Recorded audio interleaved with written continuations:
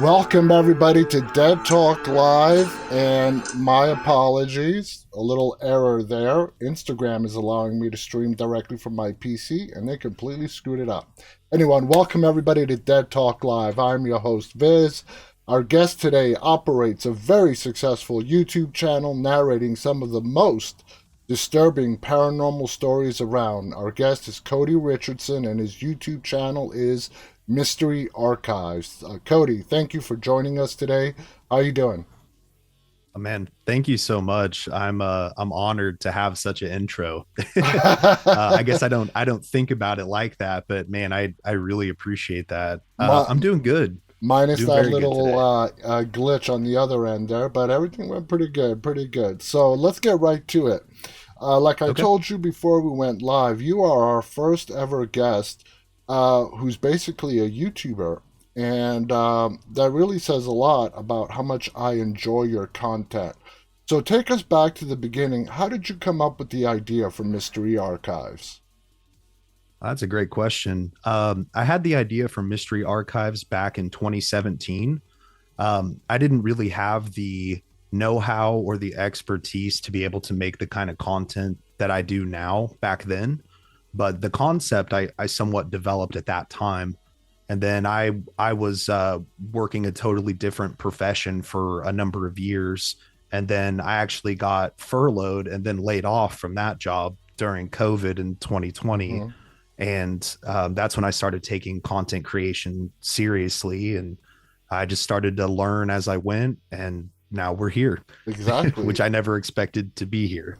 So, Now, when I first started my show, Dead Talk Live, I had no idea on how to promote a YouTube channel. I read some of the Google suggestions, but everything was really learned from trial and error. What did you mhm. know about the world of streaming content, YouTube, and everything else when you got started? Also another fantastic question. So I actually had a YouTube channel polar opposite of what I do now back around 2008 to 2009, where I did sketch comedy, and it was called Cody TV. Um, yeah, I had about 40,000 subscribers, which was pretty huge for me at that Yeah, time. And this was long before I think they might have first started rolling out the YouTube Partner Program back then, but that's also when Google purchased YouTube. hmm. So I got a bunch of DMCA strikes, and there went the channel. So I did learn quite a bit during that time, and then I just kind of applied what I had remembered and what I've studied as far as how YouTube has changed as a platform and just as a landscape. And it's definitely, if I could tell anyone that's getting into YouTube, I would just say persistence and trial and error is the key for So, sure, are the what keys rather. what year did Mystery Archives go live? I believe it was 2020. I've had the channel 2020. since 2017, but I think I uploaded my first actual video, which was over Stowell, Kansas in 2020. Just like me, 2020, during the COVID pandemic, like a lot of people Yep. did. Now, Archives deals primarily in the world of the paranormal, the telling of some very well known and not so well known stories. What would you say your interest is in the paranormal? That's man, I can't give you enough credit. These questions are awesome. So I've always been fascinated in the paranormal. I think it comes from my mom's dad, my grandpa. He was very much into that. I used to watch X Files with him growing up, and as I grew up, after he had passed away, I had a few experiences myself that I wasn't able to explain, and basically ever since then, so probably like the age of 6 or 7, it's just always fascinated me. I think it's the ultimate question as far as what happens, when we die. Exactly. So The it just question piques my curiosity. The question, that's why it's so popular on TV and everybody is making a show of it. Now, we got to mention you are approaching 200,000 subscribers, and in 3 years, that is an amazing feat. Congratulations. When did Thank you you so much, start man. seeing that this show was really catching on with audiences? So there's someone that I have that is essentially my YouTube mentor. Mm-hmm. He has about, I want to say like a little over 260,000 subscribers now, but he noticed me back when I had about 5 or 6,000 subscribers and just kind of helped push me to keep going. And I would say I started to notice real growth last November. So really, I was basically working two jobs for about, give or take, 3 years while I was building the channel. And then all of a sudden, one day, my video on Helltown just popped off and it just kind of picked up all the rest of them. And I was both surprised and like relieved because I was like, finally, because you have a vision in your mind of what you want your content to be Yeah. and hope that it resonates with the audience you're trying to build.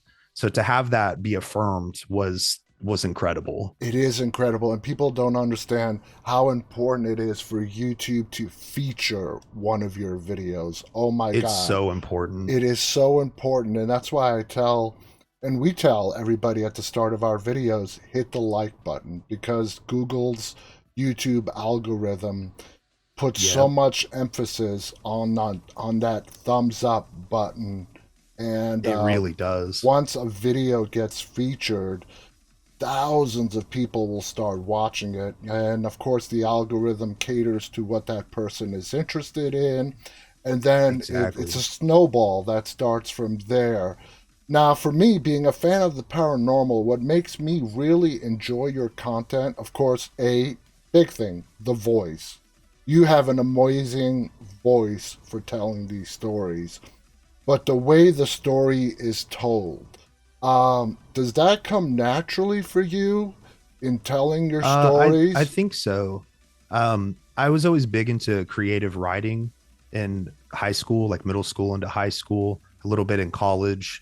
And actually, I'd say probably 95% of all the scripts that have been featured on the channel I've written. Mm-hmm. And with that, sometimes you get stuff wrong. There's only so much information that's available. But other than that, it's just my normal voice. I think I go into a little bit of a presenter mode, Mm-hmm. but yeah, it's just, I mean, I obviously try to put some emphasis and entertainment on the story. But yeah, it's just my normal everyday voice for the most part, I would say. And just like any other talent, craft, and it's your job, you are always looking to make it better. You're always looking for ways to improve. Some of your stories have been made into Hollywood movies. When you're writing a show, and there is a Hollywood movie, The Perron Family with The Conjuring, okay, that's a good example right there. And you're Mhm. writing out that show, do you try to block out, for in this example, The Conjuring movie? So you can stay with the facts and try to keep it with what actually happened and not let the movie influence you. Absolutely. So I really, that's a great example too, because I really like the Conjuring Mm-hmm. film franchise.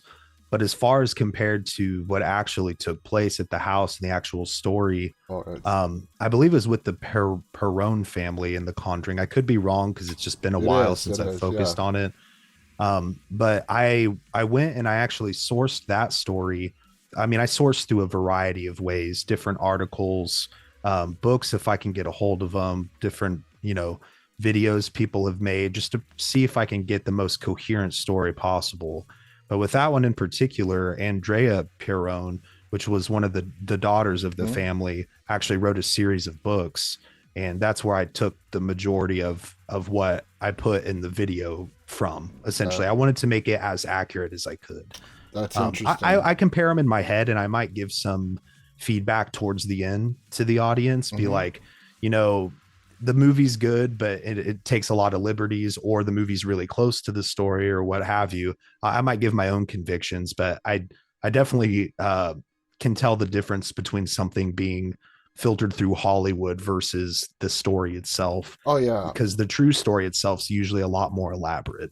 Exactly, and especially when it comes to the Warrens and the Conjuring movies, the Warrens were definitely they were kicked out by the dad, to put it simply. Yeah. They were kicked out by the father after the séance, And then, of course, in the movie, they totally had to redo that. And in The Conjuring 2, as far as I can tell, the second Conjuring movie was with the Enfield Poltergeist, over in the Yeah. United Kingdom. The Warrens, I don't think had really anything to do with that. But so you could see how Hollywood. They were involved a little bit. Mhm. That's actually a case I haven't made a video on yet, but I am planning on doing one at some point. So I'll probably have a lot more insight when I dig deeper into it. But from what I remember, they were somewhat involved, but I don't think it was nearly quite like the movie portrayed. Yeah, and in fact, I just found out that in The Conjuring 4, they're going to be doing another one of your story. I forgot the family's name. That their house got flooded, and they ended up having to move to another house, a duplex, with their. Uh, Oh, what's the the family's name? was Oh it the my God! Snydecker haunting? God, no, no, no. The family's name is just me, but it'll come to me. But anyway, moving on. So when you're researching, you mentioned with the Perron family, you try to read books, biographies from the people themselves. What other methods do you use in researching?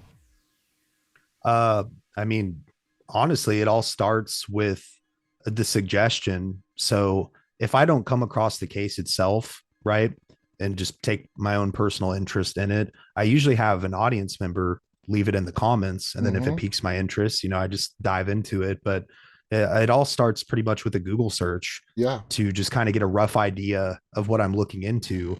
And then just to, once I can kind of visualize the scope of info that's out there, then I start exploring what all I can, again, to try and piece together the most coherent story that I can. So Would I'd say Wikipedia pages, interviews, books, obviously biographies, really important. Um, if I'm having a really tough time, I might reference a podcast or someone else's video, mm-hmm. but I usually don't do that because I don't want to be accused of something like plagiarism. Because Exactly. I put so much work into this, I would never want to steal someone else's work, Exactly. and vice versa. Yeah, yeah. And, when I'm watching your shows and I'm listening to you narrate a story, I go to myself, this is very much like writing a novel. Okay. And you mentioned you Mhm. did creative writing. So is this, storytelling for you the same or not too different than writing a book? Uh, I think it's pretty much the same. I approach it, I guess, from like a producer standpoint or a directing standpoint, because I mean, I also do all of my own editing and Mm-hmm. everything as well. So pretty much I'm building it all from the ground up, typically speaking, from the research to the scripting to composing how I want the episode to look, etc. Um, but yeah, it's I would say it's pretty similar to writing a book or a short story, something like that. It's more like episodic, I guess, is what I Yeah. was trying to go for when I envisioned it originally. And that was going to be my next question. So you do your own editing. So starting from concept, idea to when an episode is ready, taking into consideration the research, the editing that's involved. How long does it take you to complete one episode of Mystery Archives? Ooh, man, it varies, but I would say for a solid 45-minute to an hour episode, I usually kind of average between 35 minutes and an hour typically, but it can range either from a week to 2 or 3 weeks, just depending on what I have to actually research in order to create the script to then get everything else in motion. For example, I just put out a video not too long ago over the exorcism of Annalise Yeah. Michelle, or the Annalise Michelle case. And I read probably the most extensive book that I could find on the topic, which is The Exorcism of Annalise Michelle by, I believe it was Felicitas D. Goodman. Mm-hmm. Any and all details you could ever want on that case are in that book. I Yeah. mean, probably too many details, but that took me a good while to read just because it's so thorough in what it presents. So it just depends really on the research, and then obviously how long it takes me to piece everything together. But I would say on average, between a week and 2 weeks, typically longer if it's going to be a longer episode. And That's very important to know because people don't understand the amount of time and effort that goes into putting together a 30-minute video, a 45-minute video.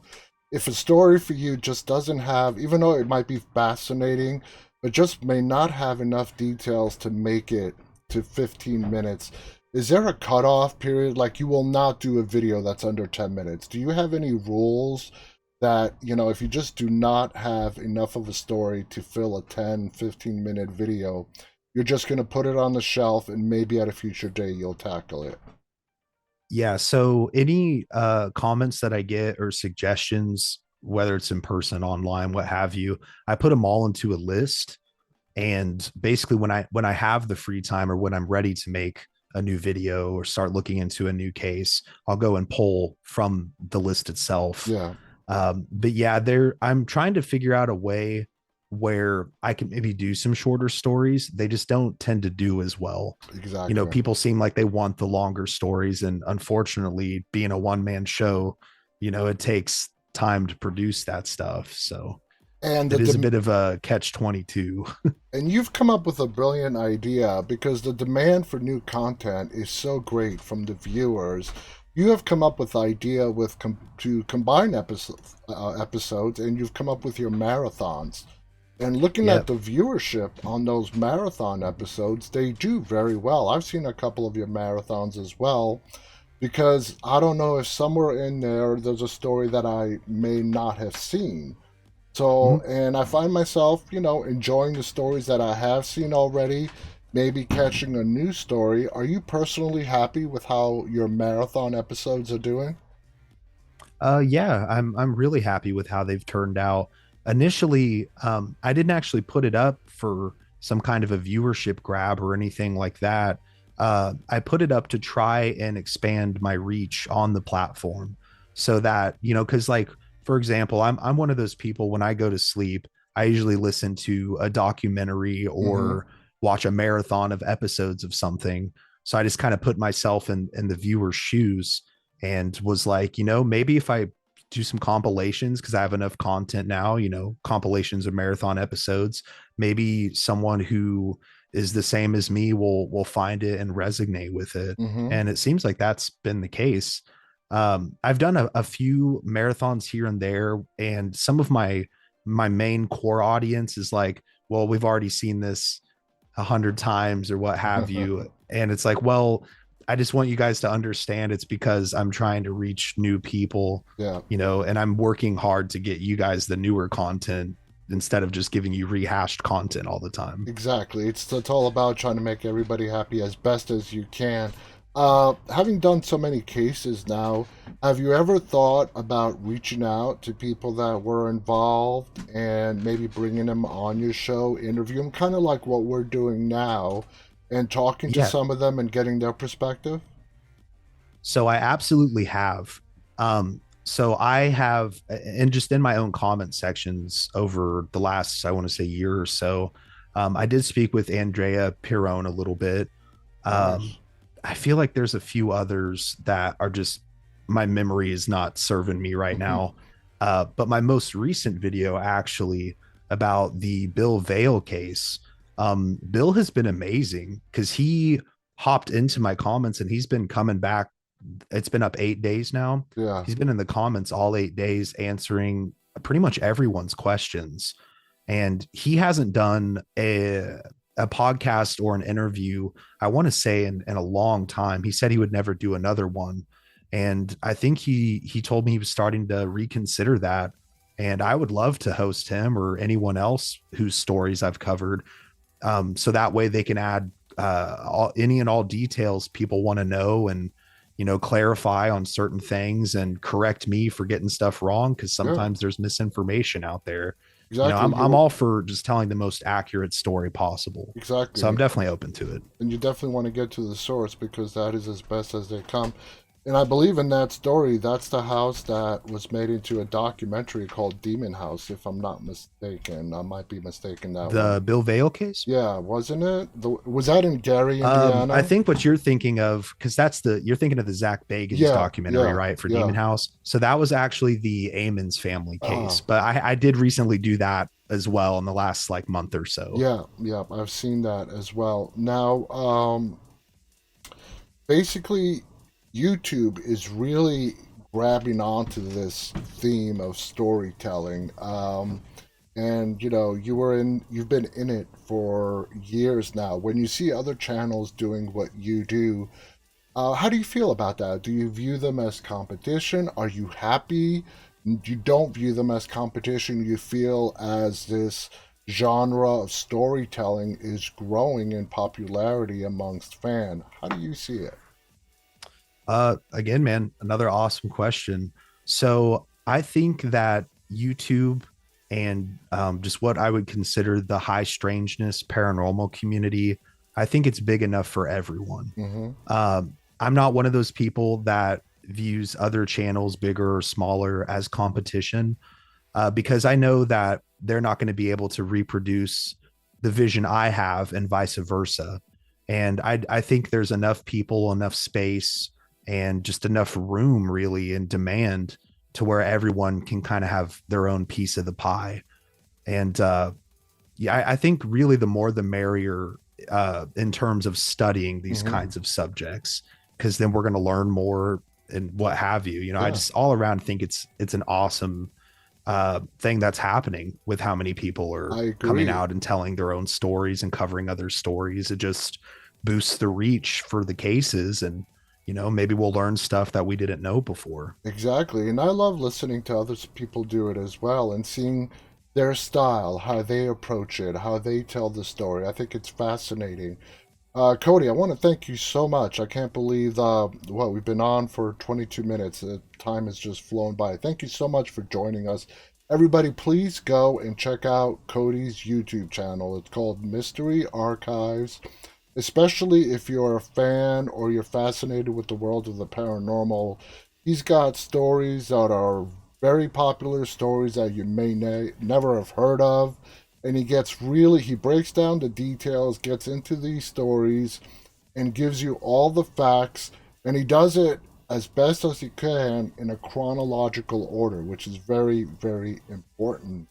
I want to thank our viewers, those of you who are going to tune in and watch us. Again, I want to thank Cody Richardson. The YouTube channel, again, is called Mystery Archives. On behalf of Cody and And myself, mhm. stay safe and stay walking. Thank you, Cody. Thank you so much for having me. It's been an absolute pleasure. I My, really appreciate it, my man. pleasure. Bye, everybody.